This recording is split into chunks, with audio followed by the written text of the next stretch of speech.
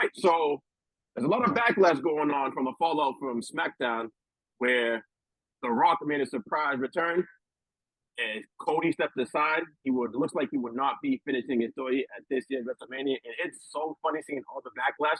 Have you seen it this morning? As of this morning, that YouTube video has nearly 500,000 dislikes, and it's Yeah. like the most disliked video in WWE history.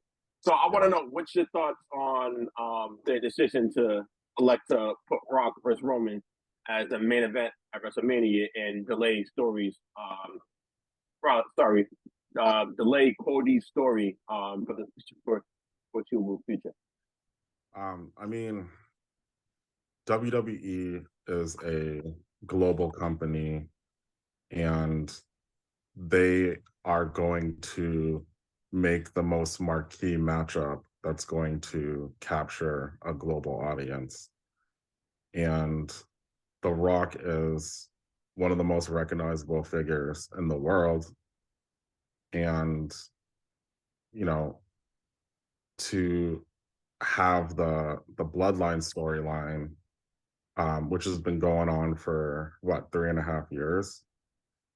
Throughout the whole storyline, the question was, when is The Rock going to come back? When is he going to like try to make claim as like the actual tribal chief that Roman has like been passing himself off as the last couple of years?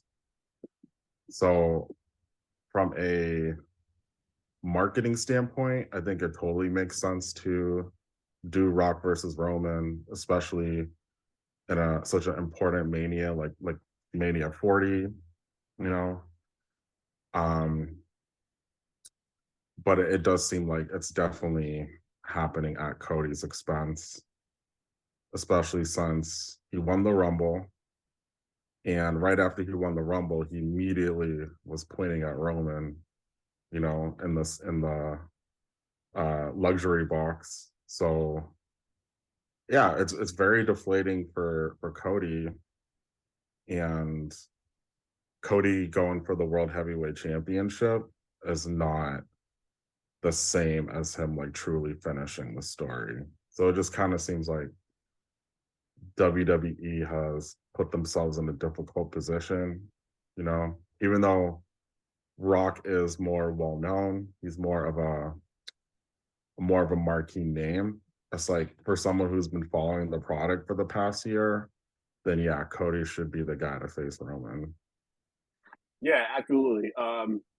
Rock is, one of the biggest stars, I would say, in Hollywood in the last 25 years, I would say.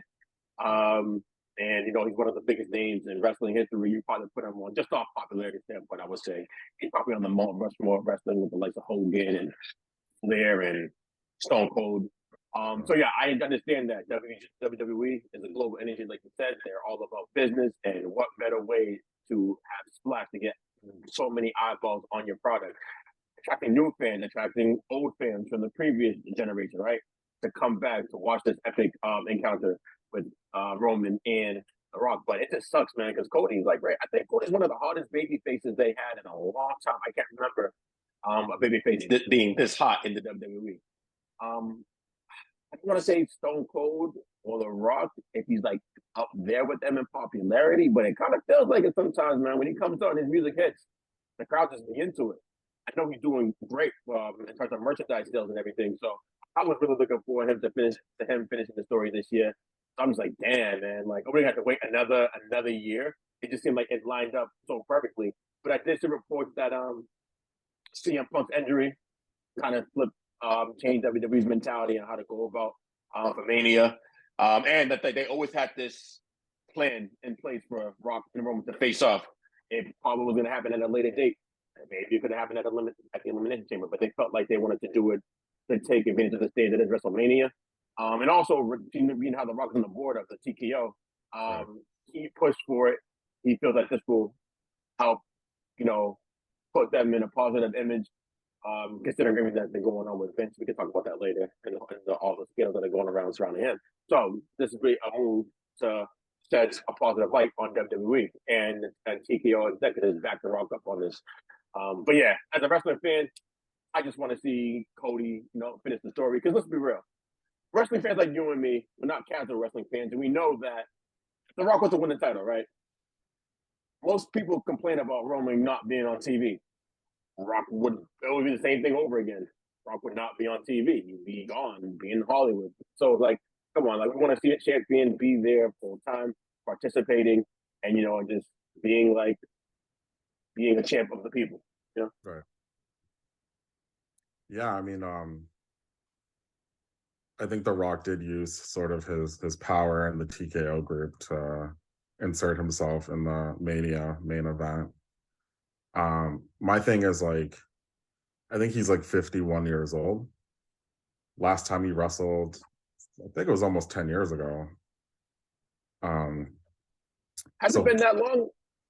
Oh well, okay. He had a it wasn't really a match, I would say, but at Mania when one of the Wyatt family members tried to challenge him and beat him like in 5 seconds. right. I mean, if you want to count that, that was just like one rock, and that was about it. But so I wonder, is he in ring shape? Can he do a main event for Mania that's gonna go at least 20 minutes? Like, what kind of conditioning he's in?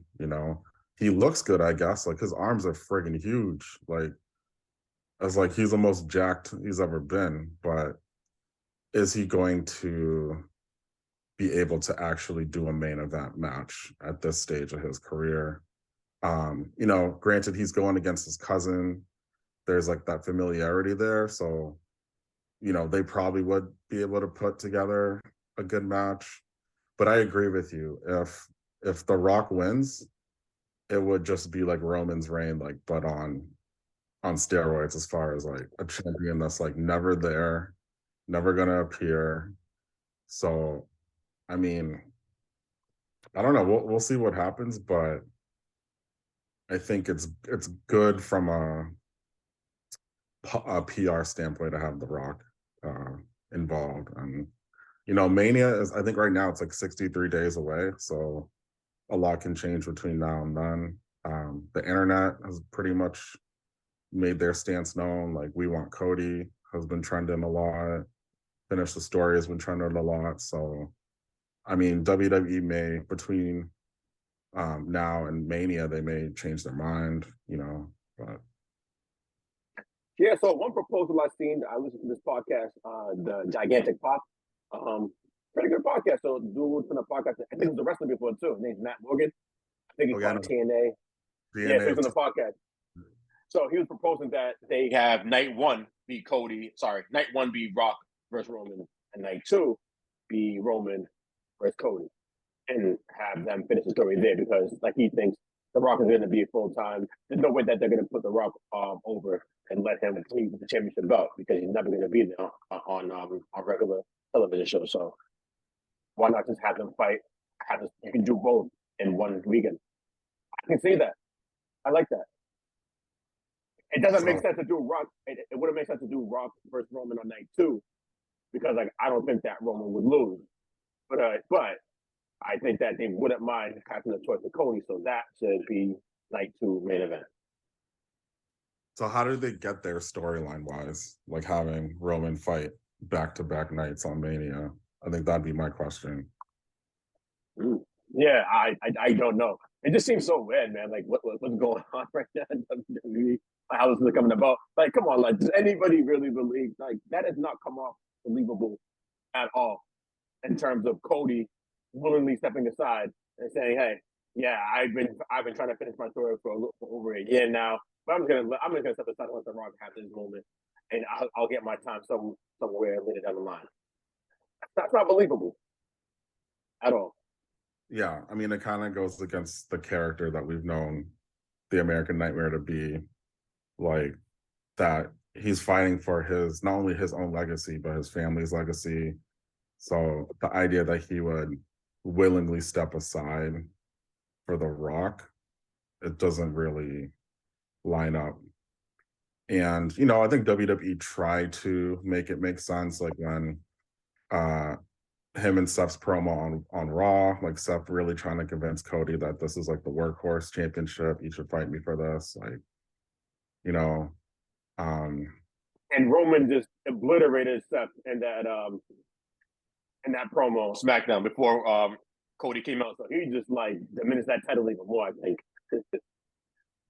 Yeah, and it's like that title, that what necessitated the existence of the title was the fact that Roman was barely on the shows and barely on the pay-per-views. So it's like for him to be taking jabs at Seth, a guy who, while being like actively injured, is still defending his belt on a consistent basis. He's still doing house shows. Like, you know, kayfabe or not, that was a huge dig.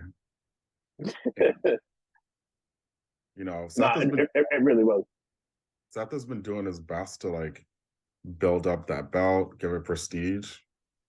At the same time, yeah, like I said, I don't think that Cody winning that particular belt would be a satisfying ending to the story because it doesn't have that same lineage, you know? Like, exactly. Not for him, not for the fans. Like I think most people look at it as like a consolation prize in a sense. It's not like the vote that's sought out for the polls, which is the vote that Roman has. Now, this would make sense, Rock versus Roman, if it was last year's Mania. And I think that was the plan originally, but the Rock had a conflicting schedule with Hollywood and everything because Mania was at 25. It was WrestleMania going with Hollywood.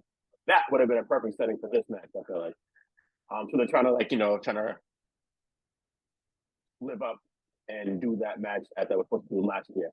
But I think Pepper Cody just sucks. Because I'm starting to become really more of a fan of Cody Rhodes. I like him a lot in WWE. I think he's great for the company. He's somebody that you can put the belt on and he can carry that torch with prestige. So as a fan, I want to see him finish the story because I felt like he should have won it last year. There's no need for Roman to have the title again. I think that WWE is trying to from what I've read before, that they want to essentially have a long title run like they did in the 80s and everything. But this is ridiculous.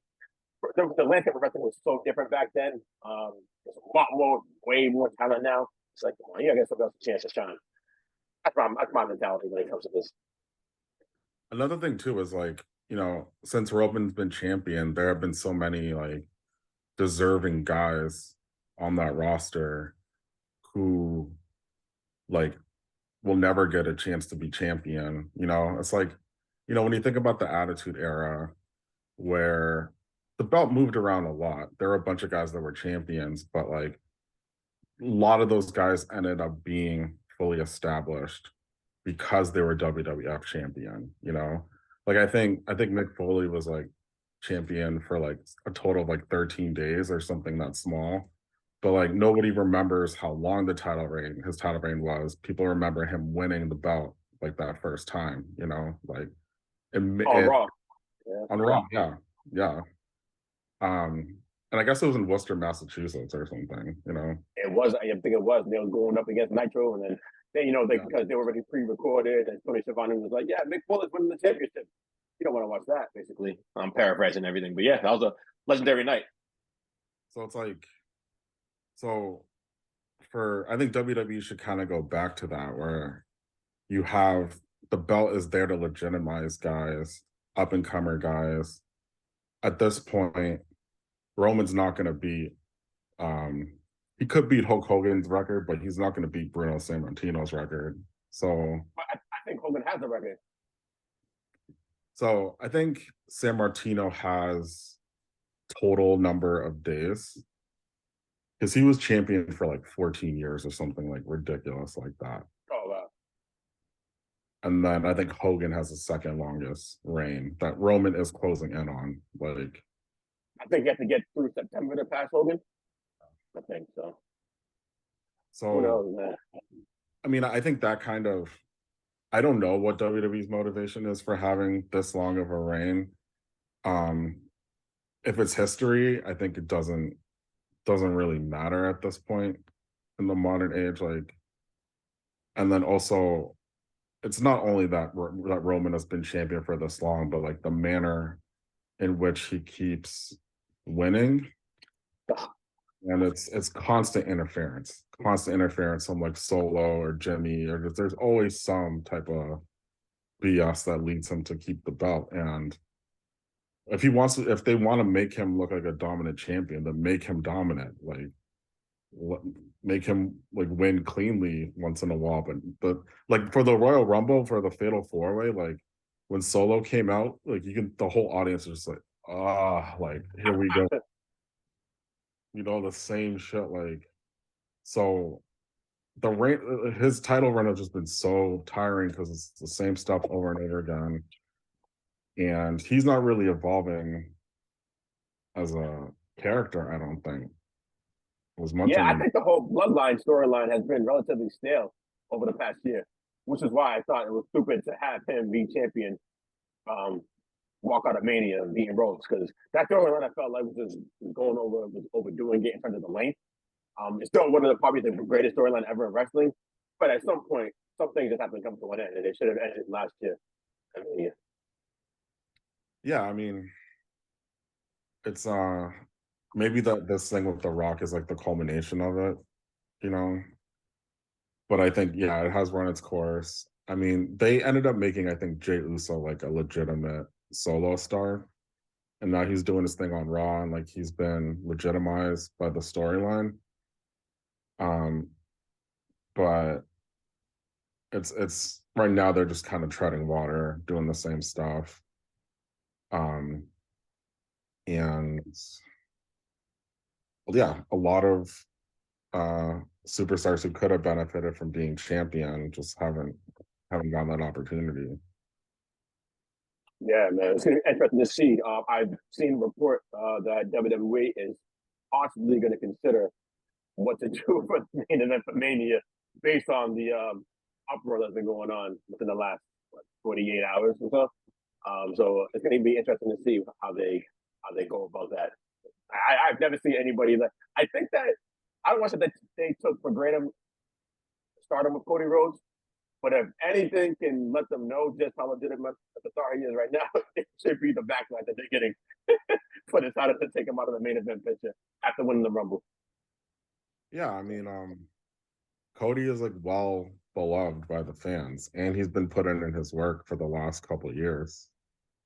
So, and the situation definitely backfired on WWE because now The Rock is getting booed. Like I guess there was a house show recently, and there was a video of The Rock, and people were booing him. Really? Yeah, so by putting Rock over at the expense of Cody, it's like they're gonna turn Rock heel. You know, the fans like The Rock because he's The Rock, but for the hardcore fans, like watching week in and week out, no, like Rock can't just like come out of nowhere and declare himself to be number one contender. So I think WWE, they're in a difficult spot right now, and how they're going to pivot is going to be interesting. Okay, so my question for you is, how would you Yeah. feel if they ended up making the match a triple threat match with Rock, Roman, and Cody? I don't like that only because, like you said, with the bloodline, Rock coming in trying to like take the throne from Roman and the whole story over it, and it would add another layer to that storyline. So I kind of think that Cody being involved in that wouldn't be necessarily a good look. And the fact that why should he be in the triple threat when he actually won the Right. Rumble match for the second year in a row? So I think with those two conflicting elements would have made for a good decision of having a triple threat match. I think yeah. I see more night one, night two being realistic than that. Yeah, no, I can see that. I can see that. They do. I think it seems like they do need to change their current plan. Um, Granted, to your point, like Punk getting injured probably shifted the card a lot, but still, it's like The Rock doesn't need to necessarily be on this card. Like they're doing it to get more eyeballs. Um, but I think Cody and Roman will just be the better match if they do that. It'll be a better match, building on what they did last year. So I don't know. We'll see. We'll see if we want Cody like gains traction. So all right, so let's pivot to AEW. Big news coming up this week. Reports that Mercedes Mone, aka Sasha Banks, has already signed with the company, and that she was actually in New Orleans filming for her debut earlier this week. So, congrats to TK. He apparently pulled it off, made a splash signing that I think that he desperately needed for that company because it hasn't been looking so good. For AEW, I would think just from the public perspective with low attendance and everything, I don't think they're putting on quality matches, but something was missing.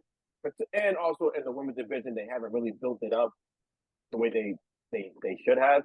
But definitely, Mercedes Mone being in AEW is a big signing. I think the biggest signing since CM Punk, and I think that she's only going to elevate the AEW women's division and will be the first female, or there'll be a first female match headlining a pay per view, and she will be participating in it. That has, because there's no way Tony Khan can mess that up. He has to make that happen. So, what do you think about her signing with AEW? You like it or no? I like it for AEW. I think like they needed a like a top level signing, especially with like a lot of their top people going to WWE lately. I think like Mercedes is someone who they can build the women's division around. Just some of the women that they have in their locker room, I think by having a chance to be in the ring with Mercedes, like that's gonna make them improve.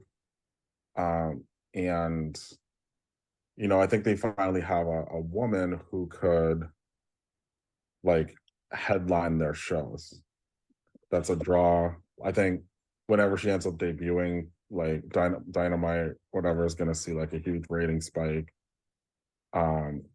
If they build around her, it could be successful.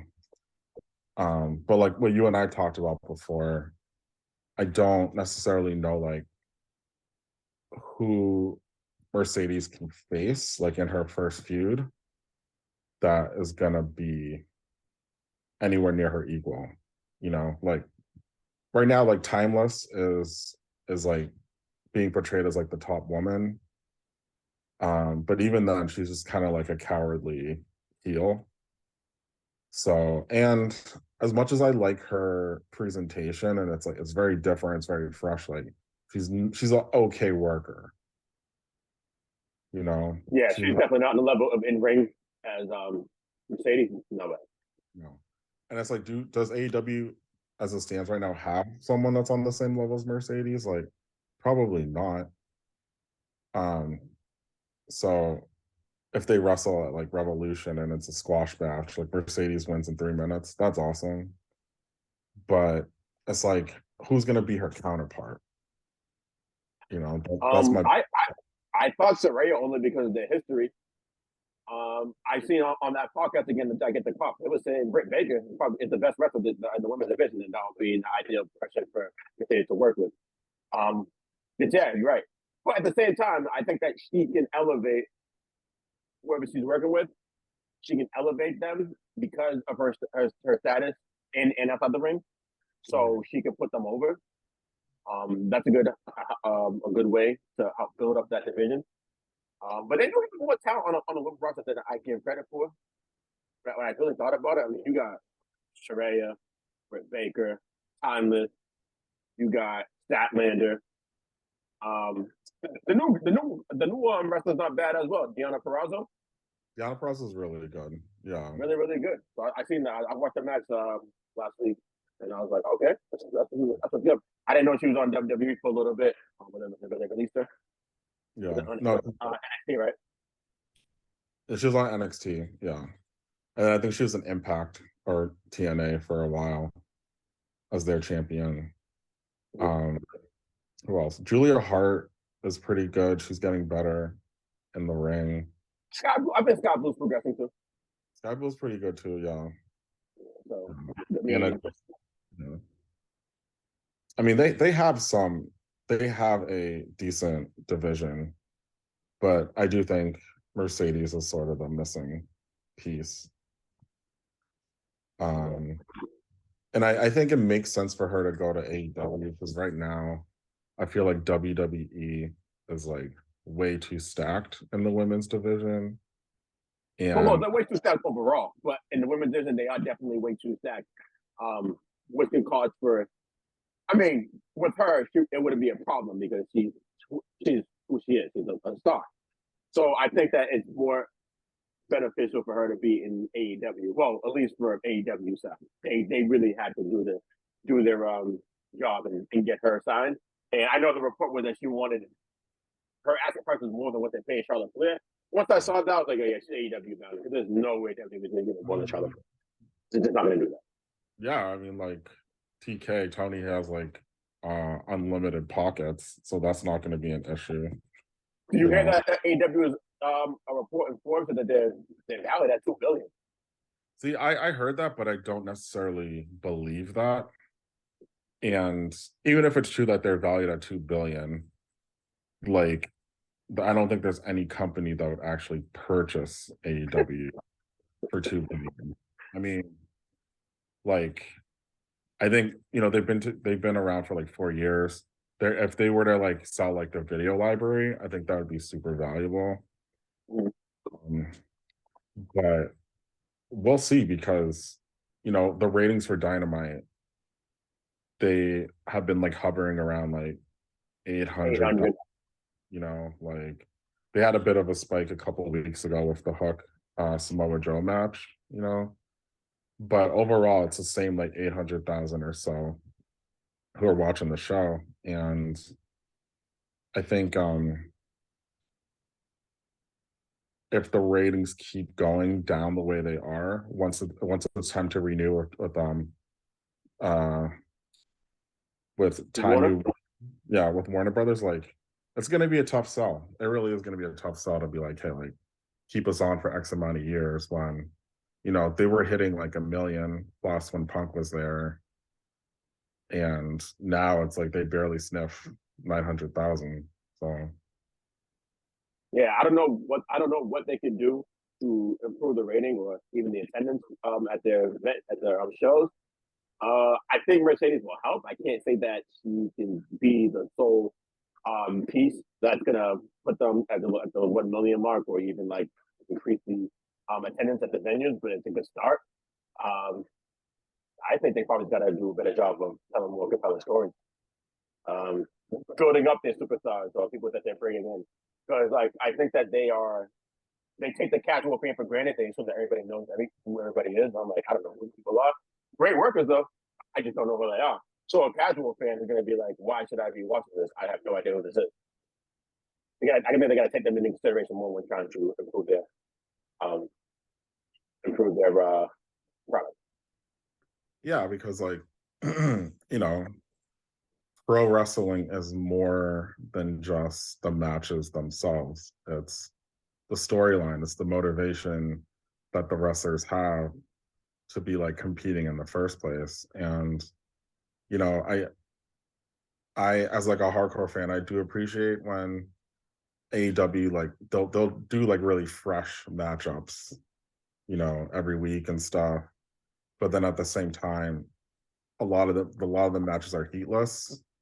So it's like, they're good matches, but at the end of the day, like none of it really sticks because it's not part of like a cohesive story. Exactly. And it's not like they don't have the roster that can succeed. And yeah, so like AEW does not do many storylines for their shows, but even when they do long-term storytelling, it ends up fizzling out. Like for example, with the Devil storyline, um, MJF and Adam Cole were good friends. That act of them being together was getting over, and then it was revealed that Adam Cole was the Devil. Now he has his group of like basically Ring of Honor jobber guys and Wardlow, and Adam Cole's injured, so he's leading this group in a wheelchair. Yeah. Which is, obviously that's like not imposing. It's not like the way you want your top heel to be presented on TV. So it's like AEW has a huge problem with storytelling, and there is the sizable portion of the wrestling audience that just wants to see good matches. But like we said, it's like those 800,000 people that are consistently going to be tuning in every week. AEW is going to have a hard time reaching the casual fan and expanding beyond its current audience, unless they do some real serious changes. Um, I also feel like it doesn't help to have like Collision and Rampage like still be a thing. Um, I think they should do it with Rampage and move Clinton to another night. I don't know what night it would be, but Saturdays ain't it, man. You're going up against, it doesn't matter. You can go against college sports, football, basketball. You're going up against the UFC. You're going against the WWE at least once a month. You know what I'm saying? That's like there's always something going on, no matter what time of the year it is. That's always going to be a conflict of having a show on a Saturday. So right. I like the idea of having a show.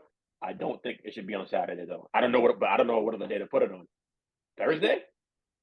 But I that's mean, too close. That's too close to Dynamite, though. that might be too close to Dynamite. I mean, with Dynamite right in the middle of Wednesday, um, I mean, I suppose Sunday nights would make the most sense, but that would run up against the NFL most of the time. Um, I mean, I think they should condense Rampage and Collision into one show I agree. and have split rosters, just to make it kind of fresh. Because right now it's like I think Collision it's like its own separate taping. I mean, along with Ring of Honor, so that is not really an attractive touring show. You know, like even if someone has a moderate interest in wrestling, it's asking a lot to like go to a Collision taping followed by like 2 hour taping of Ring of Honor, which is not even on TV. It's on their like Honor Club streaming service. So it's AEW, they're struggling with creating an incentive to watch the product and then also to attend the live shows. Yeah, it was just crazy, man. Like after when Punk first arrived there, I mean, certainly that's been peak AEW so far when Punk arrived. I was like, damn, they got a lot of momentum right now. This is crazy for a startup company. It's a monumental. And then within the last year, it's just been a decline in the company. We thought Edge or Adam Copeland could help be a difference, but he hasn't really moved the needle at all since being there. Still a good still a good in-ring performer. Certainly at this point of his career, but he doesn't move the needle. So hopefully, Mercedes will do that because I'm all for a healthy competition. I like to see two promotions striving Absolutely. to be great and thriving at the same time. So I want to see AEW succeed solely because I love wrestling, and I think that when there's competition, it's going to make both products great. Right. Because I don't think WWE will be this hot if AEW didn't exist. That's my personal opinion. I mean, I think it's kind of forced WWE's hand to be more creative, to elevate top stars more. Um, I mean, I agree. I think that WWE is like on fire right now, in contrast to AEW, and it wasn't like this the last couple of years or so. Like Mm-hmm. they're really starting to hit their stride. Um, and yeah, competition, just like the Monday Night Wars, like competition makes both brands better. So And the consumers, us, we win. Okay, so that's all I'm here for. Last thing before we get out of here, wanted to touch base on Vince McMahon and the recent allegations of sexual misconduct. I last seen that he's being looked at by the feds. That's crazy. Um, a lot of things have been happening. A lot of backlash is going on from the public. Well, of course, when something like this comes up that's egregious and just hard to fathom, there's going to be a lot of backlash. Your thoughts on this was transpired because it happened it happened before the Rumble, so last week, that's and what do you think this does to WWE image, and how do they get past this going forward, if Uh, they even can? uh, I mean, it would be naive to say that WWE's image is not being affected by the Vince McMahon allegations. Um, I think for the fans who've like kind of known for a while about Vince and like that he hasn't been an integral part of the product in the last couple of years or so, but to the mainstream audience, like Vince McMahon is very synonymous with the WWF/WWE. Uh, so from like an outside looking in standpoint, it's very damaging. Um, I think WWE should have been, and in a broader sense, like the TKO group should have been creating distance between Vince and themselves for a long time. But even this past week, when The Rock was named as like one of the board of directors on the board of directors for TKO, Vince was right there, and the New York Stock Exchange, wherever they call it, like so. And I would have to imagine that the WWE would have known that that Wall Street Journal article was coming down the pike, and they've known about the lawsuit. So the fact that Vince was still prominently in the fold, I think is like inexcusable. Did you watch the Royal Rumble press conference with Triple H, like his comments? Well, I seen the clip, but he really decided to, like, not address the issue and just wanted to focus on the positivity of going on with WWE and Royal Rumble. So I see him deflect and seeing a lot of backlash, and rightfully so. Yeah, I mean, in my opinion, I thought for someone who knew that these questions are gonna come, like his responses were very tone deaf and very like insensitive to the situation. Like, yes, you know, he could rattle off the list of WWE's successes this past week, like the Netflix deal, Oh how yeah, how and stuff. But at the end of the day, it's like the most important figure, the most consequential figure in professional wrestling has been accused of doing some really heinous stuff um through the WWE, you know. So I think, and I get it. Ultimately, it's his father-in-law that's being accused. It's essentially his family member. But maybe Triple H isn't the guy to be out in the press conference fielding questions when he can't really give a straight answer to um how much were other people in WWE aware uh allegations on Vince. um what is the safety protocols in WWE, like how are these issues being addressed, like this story came out almost 2 years ago with Vince being having a lawsuit against him.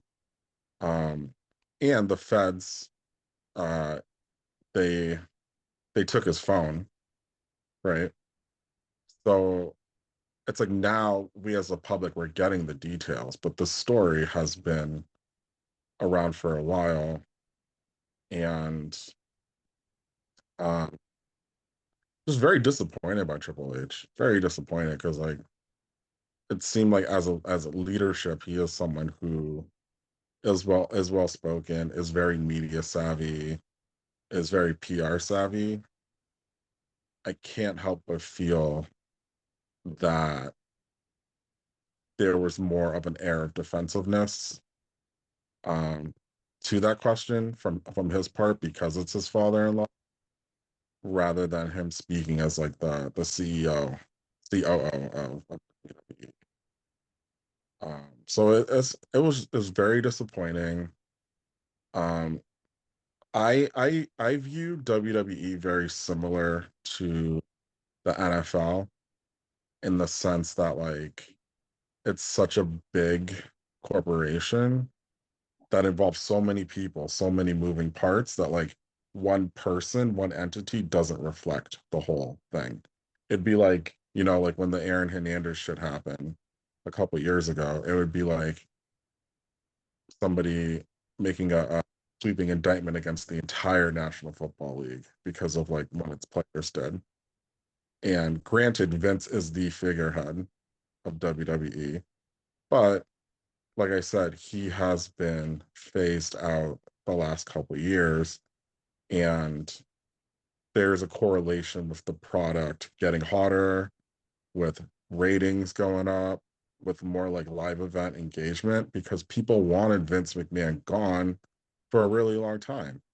And it's like if you watch and you and I have been watching WWE since we were like little kids, like sixth grade, like talking about like WWE. So it's like that Mr. McMahon character was Vince in a more like I suppose like exaggerated form, but he wasn't necessarily pulling from like this fictional place in himself. Like Vince McMahon is that kind of like sexist, misogynistic, terrible guy that he played on TV all these years. So like Yeah, based on the reports and everything that was detailed, it's kind of hard to dispute that. Obviously, anybody can dispute that based on what we've seen, what portrayed that he portrayed when we was kids. To reading his reports now is like, was he really acting or was that just him? Hard to dispute that. You're right. does it so does it affect your fandom in any way? Or like or how does it influence your fandom? I don't think it wouldn't necessarily affect my fandom because, like you said, like just because Vince is like that doesn't mean that everybody else you can label everybody else associated in WWE or no, like to be stained by Vince. I don't know what they've done. I wouldn't accuse anybody of anything without valid proof, or if any other woman come forward and there's valid proof. I can't really like accuse them, so I'm not going to say that. I don't know. And again, I think we're in a new stage now. Because like that Attitude Era days compared to now is just so drastically different. We're not seeing the same things portrayed on television that we did back then. Now, for good reasons, I would say too. So I don't know, is the environment in WWE right now the same as it was back then? I think not. I think people are more aware now and more conscious of like know like what's actually like morally right as opposed to what's morally wrong.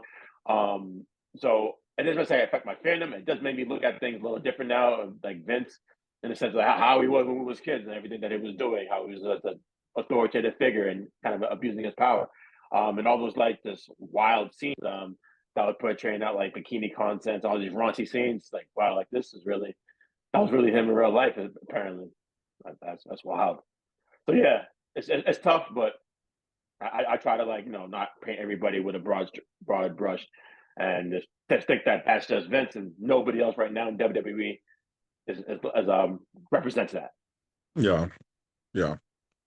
Um yeah, and Vince is a grown man. He's 70 something years old. Like he makes his own decisions. Um and it's not the entire company. It's a company full of like what hundreds of employees. Um from the bottom up, like it's not a complete reflection. Um I think for the most part, people get that. And even just like the Cody thing getting as much traction as it has right now, it has sort of eclipsed the Vince McMahon story because, WWE fans care about WWE and not Vince. And it hasn't been that case for like a really long time. Mm-hmm. Yeah, I mean, it's tough, but like again, like I mean, WWE did move accordingly. We know Vince got resigned like within like I would say within 24 hours, right, of the news coming out. But at the same time, you had to believe that there was pressure on him to relinquish that to be removed. So I think they moved swiftly. We've seen brands like Slim Jim quickly back out, but then decided to be sponsored the Royal Rumble once WWE, once Vince wasn't associated with them anymore. So I mean, there's a lot of things that are they're not being tone deaf right now with this, as opposed to things that they were tone deaf with earlier. So now that they are like showing that this is like a serious matter, and not acting as if it isn't, I think that goes a long way too with I the agree. public perception of WWE going forward. Right. I agree. Yeah, it just sucks. But yeah, I think that's it for now. So I think we're good. What do you think is going to happen on? What do you think is going to happen going forward? With this, before I get out here, what do you think is going to happen going forward with WWE in terms of the main event of WrestleMania, seeing all the backlash that's been coming out? I mean, I could see them reverting back to Cody and Roman, depending on the level of backlash, you know. It just reminds me of like 2014, when Batista had won the Royal Rumble and he was going to challenge Randy Orton for the championship. That year was like Daniel Bryan was like white hot, as a Mm-hmm. baby. The fans wanted him to be in the Mania main event, and that ended up being incorporated in the storyline. And that one of the best endings to Mania of all time was that WrestleMania 30. So I think, and that was like before social media like really took off the way that it is now. So I think like there is going to be enough of a groundswell to maybe change it, but I think it ultimately depends on what Dwayne Johnson wants to do. If Yeah, he wants to step aside based on the fan reaction, he certainly can do that. If it really means that much to him that he's in the main event competing for the title, I think he's going to do what he wants to do, especially with the amount of power that he has right now. yeah. So, a quick question: when Daniel Bryan won at WrestleMania 30, he didn't win the Rumble that year. No, he wasn't even in the Rumble that year. Okay, but Batista won the Rumble. Yeah. So okay, I wasn't watching wrestling, like I wasn't deep into wrestling, but I didn't start watching wrestling again until like after that Mania. So what happened with Batista? I'm confused. If he won at the Rumble, did he fight at Mania too? Yeah, so they ended up making it a triple threat match between him, Randy Orton, and Daniel Bryan. And then they ended up turning Batista heel. It's very similar to The Rock, where it's like once the fans realized that Daniel Bryan was not going to get his shot, they turned on Batista. Mm-hmm. When it basically forced Batista to turn heel. So, um, yeah, I mean the fans do have a say. Uh, I think what's going to be helpful for WWE is that The Rock's not going to be making that many appearances, I don't believe, between now and Mania. He's not going to be an Elimination Chamber. So the less that he's out there in front of a live crowd, there's a less of a chance that there's going to be like like an audible backlash against him. Like, um, Yeah, there's not going to be an awkward moment yeah, at a show because there's not going to be there right. likely a lot. Like how many times can it be at SmackDown right now? We are in February, April 5th, April 6th, or whatever is Mania. So between then, I would say probably 3 appearances. I was I thinking, say three, and that includes probably like the SmackDown before Mania or something. which is crazy because it's right there in Philly. Yeah, yeah. So uh, his appearances are going to be rare. Maybe WWE is hoping this like thing dies down, that people get used to it. But like we mentioned earlier, like Cody is very beloved, and the fans want to see him succeed.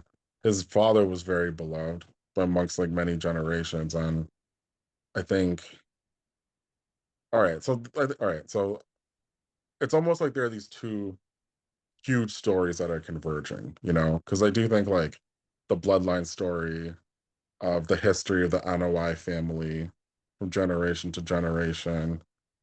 um, of between Roman and Rock, like who is truly the tribal chief, who is truly like the man who leads this family, right? So there's that Mhm. history. And then at the same time, like Cody has his own history of trying to capture the title that eluded his father throughout his father's entire career. Um, that uh, you know, that was taken away from his father many times. So it's like to finish that story, to do it for Dusty, even Cody's brother Dustin, who world title eluded him his whole career as well. It's like, yeah, that story needs to be finished at Mania. Um, so it's very complicated. WWE really painted themselves in a corner this time. Yeah, I want to see what they're gonna do to try to escape from that corner, and how they're gonna approach this as the weeks progress up until Mania. All right, man, we're good. Thank you very much for coming on this pod. Hopefully, I can get you on a couple more times for Mania to talk some wrestling. But I'm sure we'll be in contact between Yeah, that definitely. and then. All right, No man. Thanks a lot. problem. We're on Appreciate the it. road. Yeah, we're on the Yes, road. sir. Okay. All All right, man. right, take care. You too.